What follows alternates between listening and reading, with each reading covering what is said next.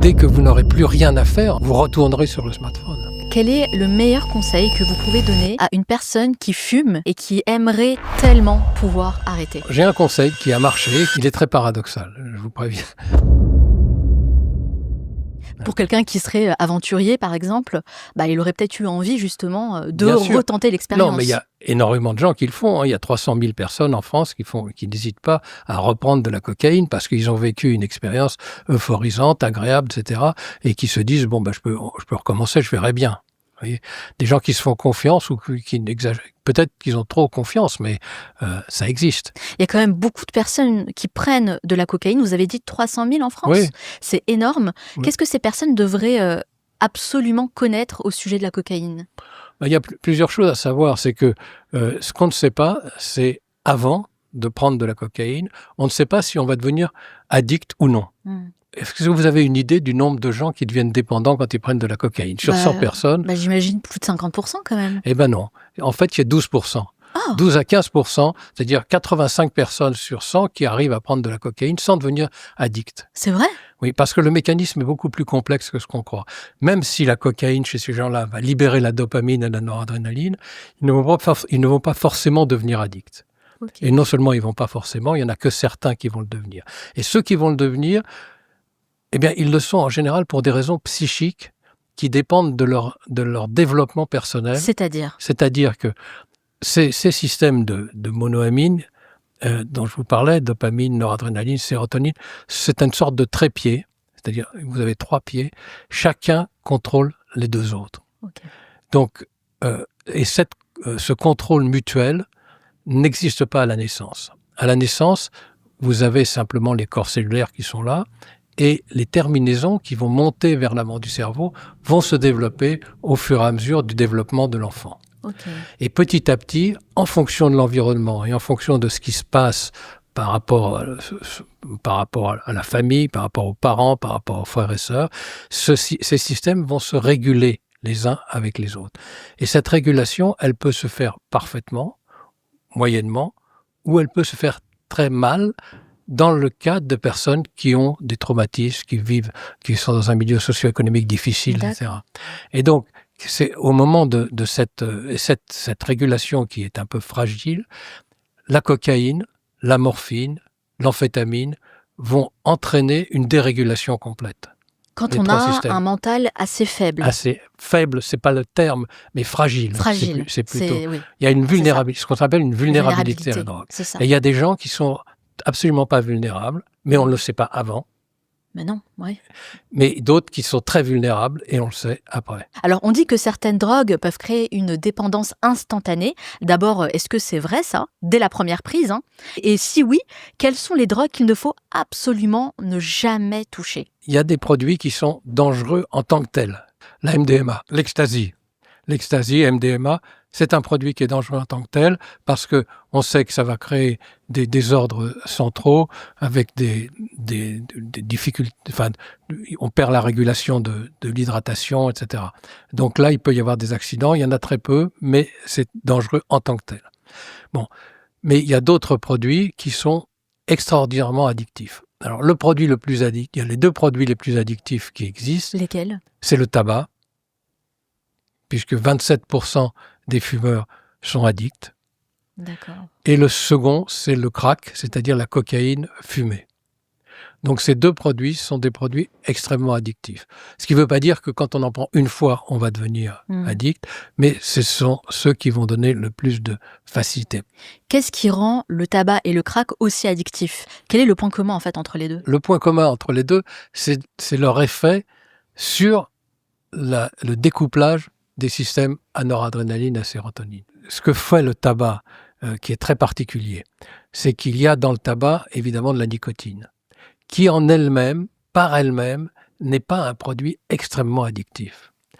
Mais dans le tabac, il y a un certain nombre de produits, il y en a 8000, il y a 8000 substances dans le tabac, qui font que lorsque le tabac est fumé, il va y avoir dans la fumée des produits qui vont intervenir encore une fois sur les monoamines et qui vont faire que la nicotine plus ces produits qu'on appelle des inhibiteurs de monoaminoxydase, peu importe, mais qui vont faire que l'ensemble, la synergie qui existe entre cette nicotine et ces sucres qui sont dans le tabac, qui sont fumés, enfin qui sont brûlés dans le tabac, vont faire que le phénomène de découplage va avoir lieu. En fait, c'est la combinaison de ces 8000 éléments qu'on retrouve dans le tabac qui va créer... Alors, les 8000 ne sont pas indispensables, mais ce qui se passe, c'est que l'on sait depuis longtemps que les industriels du tabac ont repéré le fait que quand ils mettaient des produits sucrés dans leur tabac, ils l'ont pas fait pour ça au départ, mais quand ils mettaient des produits sucrés comme du chocolat, le miel,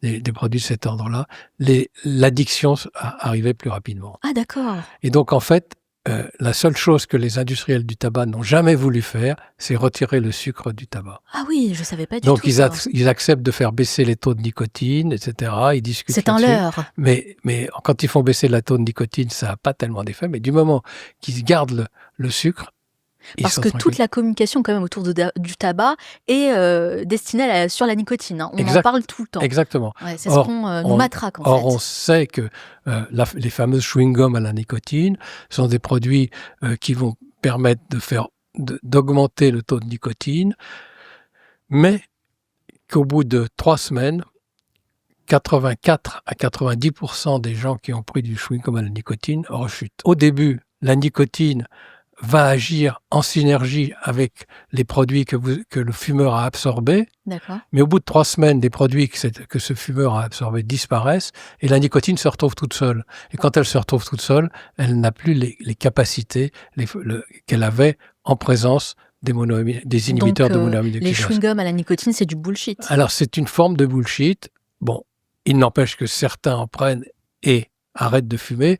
Moi, j'ai arrêté de fumer sans rien prendre. Quel est le meilleur conseil que vous pouvez donner à une personne qui fume et qui aimerait tellement pouvoir arrêter? Alors, j'ai un conseil qui a marché. Il est très paradoxal, je vous préviens.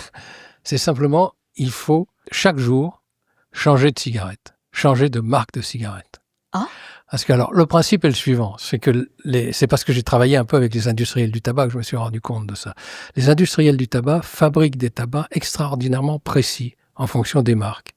Et ce que l'on fait quand on fume, si vous prenez une Marlboro ou quoi que ce soit, vous allez avoir en permanence le même goût et vous allez vous désensibiliser de la partie agressive du tabac. D'accord. Car le tabac est agressif, indiscutablement. Et donc, cette agressivité du tabac, elle se désensibilise.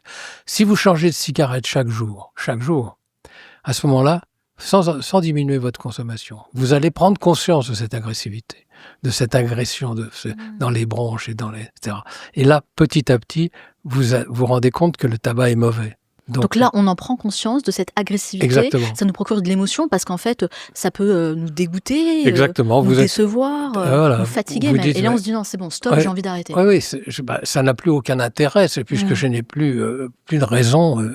Enfin, tout est contre le tabac. Mais ça, c'est l'astuce des industriels qui ont réussi à trouver des formules qui permettaient d'éviter cette agressivité. Mais cette astuce, moi, je la connaissais absolument pas. J'en ai jamais entendu parler. Non, bien sûr. Encore une fois, on nous vend encore beaucoup les patchs à la nicotine, les chewing-gums, la cigarette électronique, tout ce genre de choses qui poussent justement ces industriels à vendre encore plus. Alors, ce qu'il faut savoir, c'est qu'effectivement, non seulement les gens ne savent pas qu'au bout de 3 semaines, leur taux d'inhibiteur de monoaminoxydase a baissé. Hein, le fumeur a fumé et puis il prend sa nicotine. Mais en plus, il est déprimé par rapport à lui-même. C'est-à-dire que je suis en train de prendre des patchs ou de prendre du chewing-gum et malgré ça, j'ai encore envie de fumer. Donc il se dit, je vais jamais m'en sortir. Alors que si on leur expliquait, ça serait un peu différent. Je vous propose de passer à un sujet qui, je pense, va parler à de nombreuses personnes. Évidemment, le smartphone. Oui. Ce que j'aimerais savoir, professeur Tassin, c'est quand je scrolle sur mon téléphone, qu'est-ce qui se passe exactement dans mon cerveau? Pourquoi j'ai envie d'y rester des heures et des heures? Voilà. C'est un peu plus compliqué, mais on va faire l'effort. On verra si vous suivez.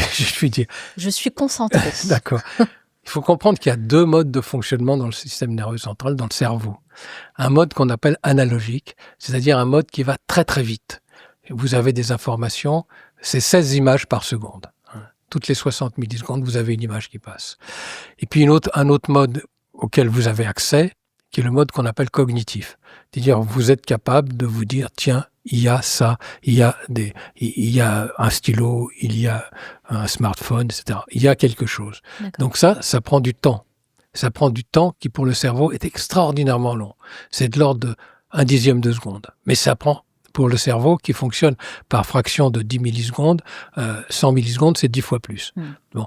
Donc, ces deux systèmes sont en oscillation permanente. Donc, nous sommes en permanence entre notre système analogique, qui est le système de base, qui représente l'essentiel de notre fonctionnement mental, qui est celui de l'enfant, et puis notre système cognitif, qui est celui de l'adulte, qui s'est développé au fur et à mesure de l'âge avançant de l'enfant. Donc, ces deux systèmes font que, progressivement, l'analogique, qui était celui de l'enfant, va être recherché de façon plus ou moins consciente par l'adulte qui, lui, fait du cognitif de façon assez fréquente. D'accord. Et donc, l'analogique va devenir une source de plaisir. L'analogique va devenir une source de plaisir. Alors, l'exemple qu'on peut donner, c'est l'imitateur.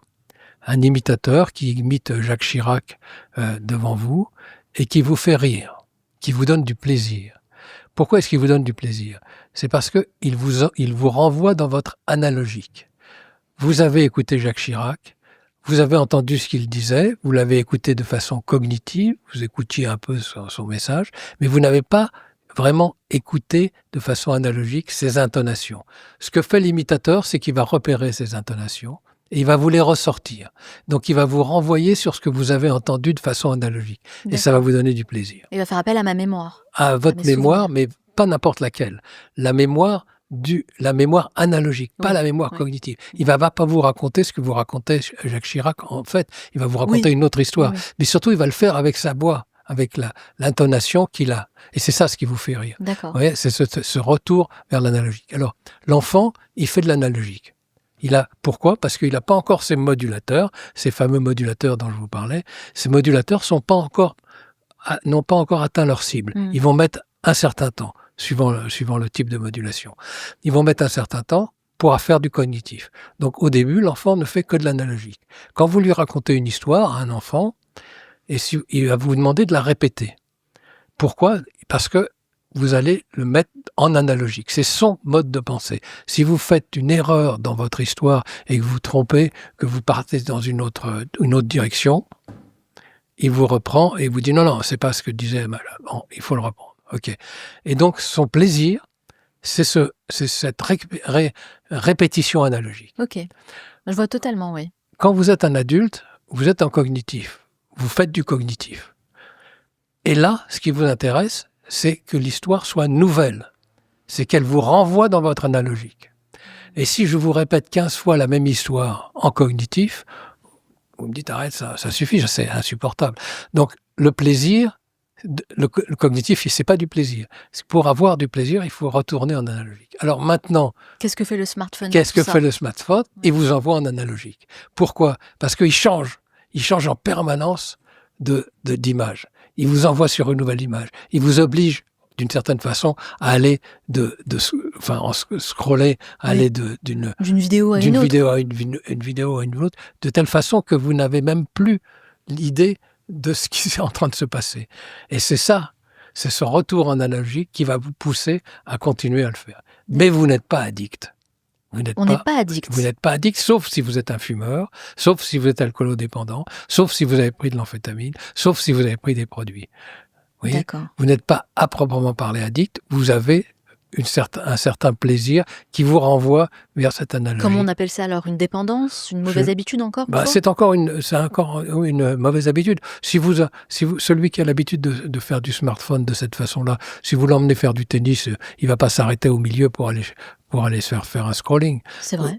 Donc, alors en revanche, si vous êtes fumeur et que vous êtes addict au tabac, vous allez fumer à la fin du set, vous retournez fumer une cigarette. Oui, je comprends. Vous voyez la différence. Pour corriger cette mauvaise habitude, de scroller sans cesse sur son téléphone, le conseil c'est quoi? C'est d'aller faire autre chose? Voilà, c'est De ça. sortir marcher? Oui, mais oui, de trouver un autre centre d'intérêt. En fait, c'est un manque de centre d'intérêt d'une certaine façon, le scrolling. Et puis bon, ou d'arrêter de poser son smartphone et d'aller ailleurs. C'est pas une forme de grande volonté. Simplement, ce qui se passe, c'est que dès que vous n'aurez plus rien à faire, entre guillemets, vous retournerez sur le smartphone. Ouais, d'accord, Hein. C'est d'accord. que si je n'ai plus rien à faire, tiens, je vais aller voir. Bon, c'est ça. Mais c'est pas, c'est plus, je n'ai plus rien à faire, donc je vais faire ça. Mais ce n'est pas, je suis en souffrance, je n'en peux plus, donc je vais faire ça. Vous êtes de plus en plus nombreux à regarder nos vidéos et je vous en remercie. Mais la majorité d'entre vous n'est pas abonné à la chaîne. Alors je vous propose quelque chose. Prenez quelques secondes pour vous abonner. C'est un petit geste pour vous, mais ça nous aide énormément. Je compte sur vous. Merci beaucoup.